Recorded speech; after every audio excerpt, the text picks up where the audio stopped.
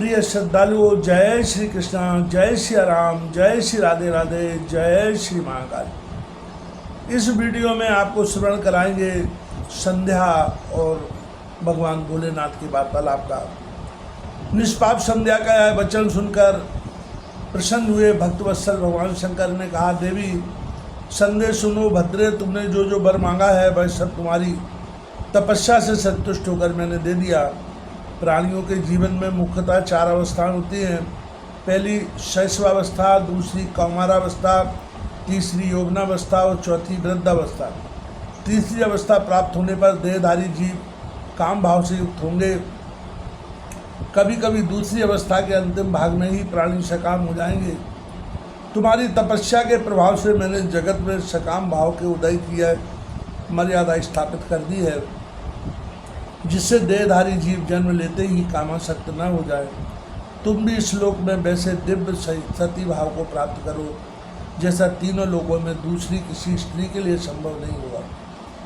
पाणी ग्रहण करने वाले पति के सिवा जो कोई भी पुरुष सकाम होकर तुम्हारी ओर देखेगा वह तत्काल नपुंसक होकर दुर्बलता को प्राप्त हो जाएगा।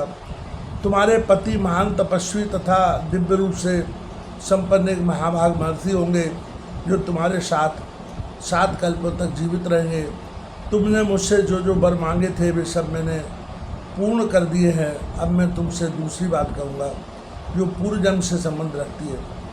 तुमने पहले से ही यह प्रतिज्ञा कर रखी है कि मैं अग्नि में अपने शरीर को त्याग दूंगी।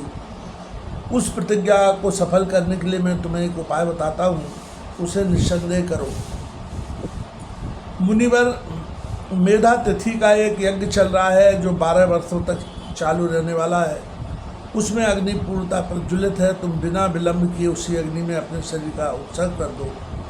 इसी पर्वत की उपत्यका में चंद्रभागा नदी के तट पर तापशास्त्र में मुनिवर मेधा तिथि महायज्ञ का अनुष्ठान करते हैं। तुम स्वच्छंदतापूर्वक वहाँ जाओ, मुनि तुम्हें वहाँ देख नहीं सकेंगे।